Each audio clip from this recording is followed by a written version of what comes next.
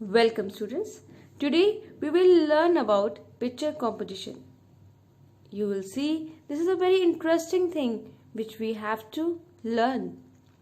First of all, I will tell you what is picture composition, because while making we should know that what is it. A picture composition involves writing sentence based on a given picture.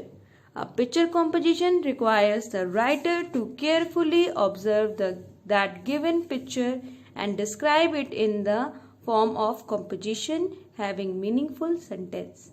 Yes, picture composition, एक picture में बहुत सारी चीज़ें होती हैं, वो आपको बहुत तरीके से आपको अट्रैक्ट करती है ना। बहुत इन्फॉर्मेटिव होती है एक पिक्चर, हम उसमें से कई सारी चीज़ें निकालते हैं, हम उससे पता लगाते हैं कि ये कहाँ है, क्या है।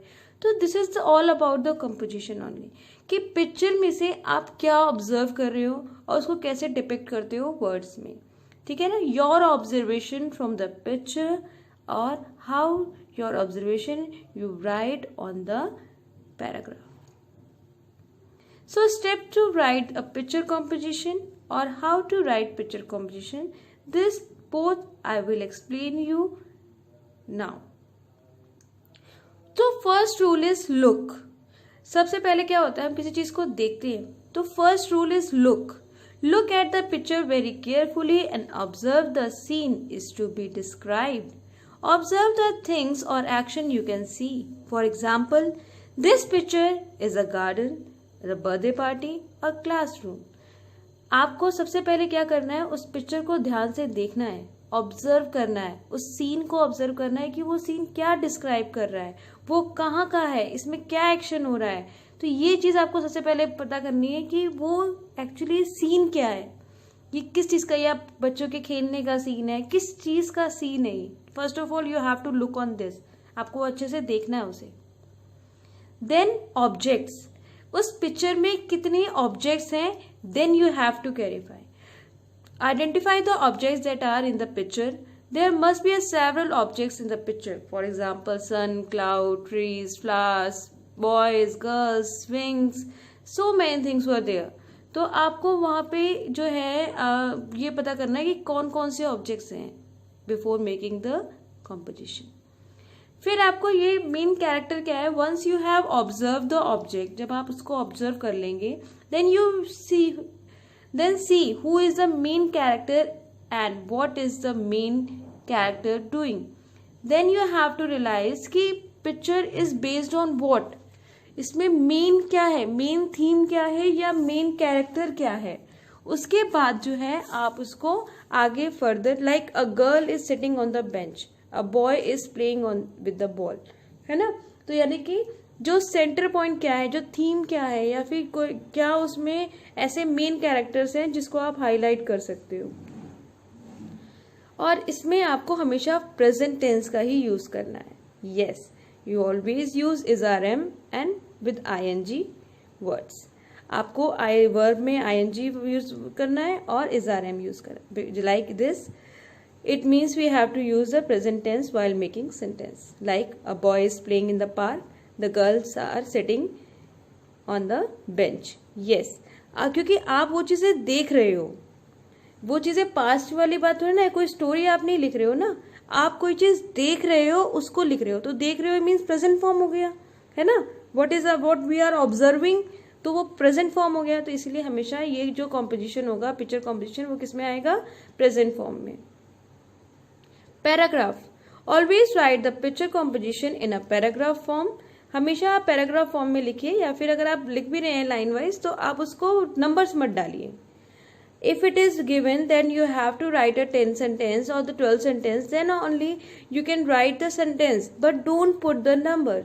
You should own your count your number and don't access the number. Means अगर आपको बोला गया है 12 सेंटेंस के लिए, then you have to write a 12 sentence, और you can exceed 1 only, you can increase 1 only. आप एक और बढ़ा सकते हो और ज्यादा नहीं, ठीक है ना। For example, this is a picture of garden, the sun is shining brightly, the boys are playing with the ball, ठीक है ना। ये आपने सेंटेंस बनाए, 3 सेंटेंस आर देयर, तो like this you have to make the sentence. Formation of a sentence, whenever we are framing a sentence, the following things should be kept in mind. जब भी हम सेंटेंस बनाते हैं तो हमें कुछ चीज़ें अपने दिमाग में रखनी होती हैं, जैसे कि यहाँ ये this is for the composition. Whenever you make a paragraph from the picture, then this following things you have to keep in your mind.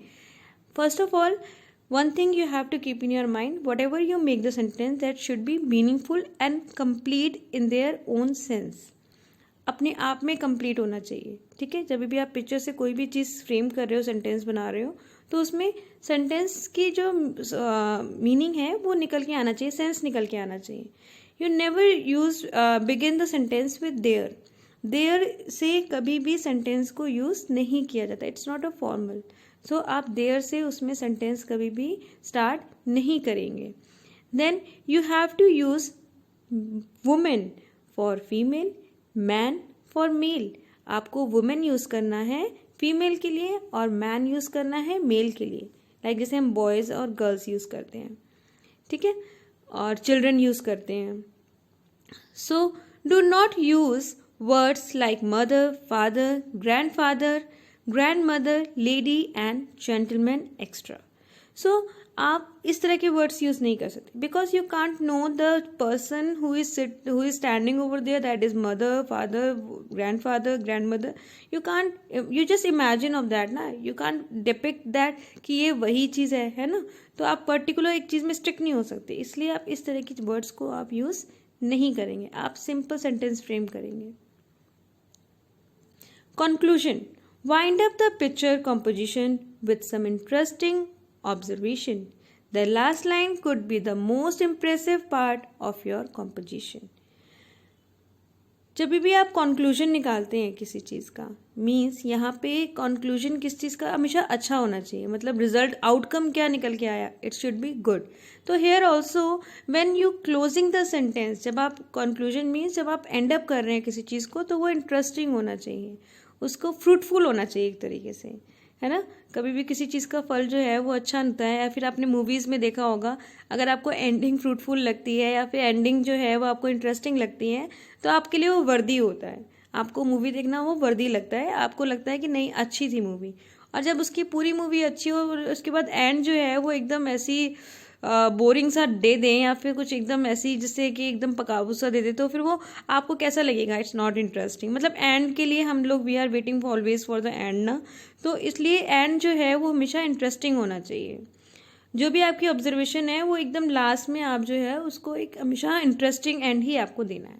The last line could be most impressive part of your composition. पूरे part में सबसे ज़्यादा impressive क्या होना चाहिए, आपकी last line. Last line का impression बहुत अच्छा होना चाहिए.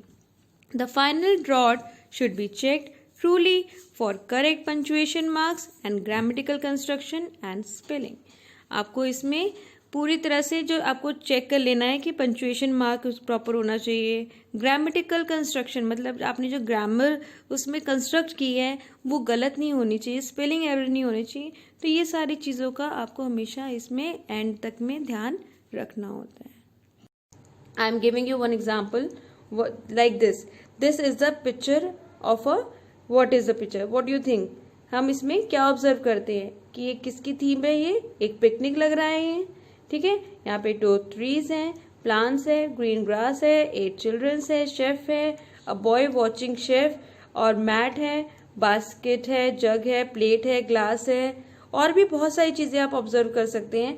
यहाँ पे एक जो बच्चा है वो छुपा हुआ है, और ये देखिए ये भी आप ऑब्जर्व कर सकते हो. So lots of things you can observe. There is a tent also. So lots of things you can observe. I know everybody's observation is different. आपकी observation is different, my observation is different. So everybody's observation is different. Everybody think different from the picture. हर किसी कोई एक ही theme पे नहीं बनाता है. Everybody have their own opinion, but that should be content wise. मतलब वो क्या हो, relevant हो, ऐसा नहीं कि आप कुछ भी सोच रहे हैं ना. It should be according to the picture, content wise, relevant theme, relevant things. And this I made for you live from the picture.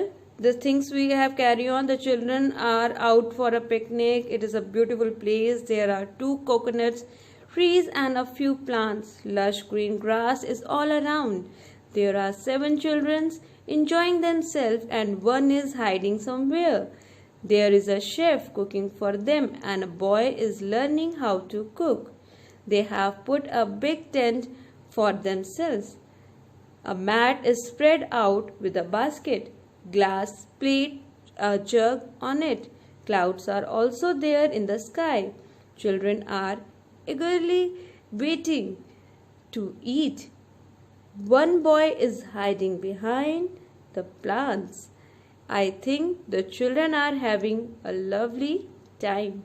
Yes, this is the composition. Remember, the one thing is don't make it too much large. ठीक है? How much it advised to write, then on that only you have to write. सिर्फ जितना आपको लिखने के लिए advice किया गया है उतना ही आप लिखें, एक्सेस मत लिखिए. और जहाँ तक हो सके दिस इज नॉट अ ऐसे. ये ऐसे नहीं होता कि आप लिखते ही चले गए, ठीक है ना. तो एक पैराग्राफ होता है, एक शॉर्ट पैराग्राफ, मतलब इतना भी शॉर्ट नहीं कि मीनिंग ही नहीं निकल के आए, but this is a paragraph. और इसको आपको इसी तरीके से करना है. So remember, imagination is the key to become a successful writer. Imagination ही की है एक सक्सेसफुल राइटर बनने की. So you don't know what is your future. Maybe from you, many of you can be a successful writer in the future. Thank you.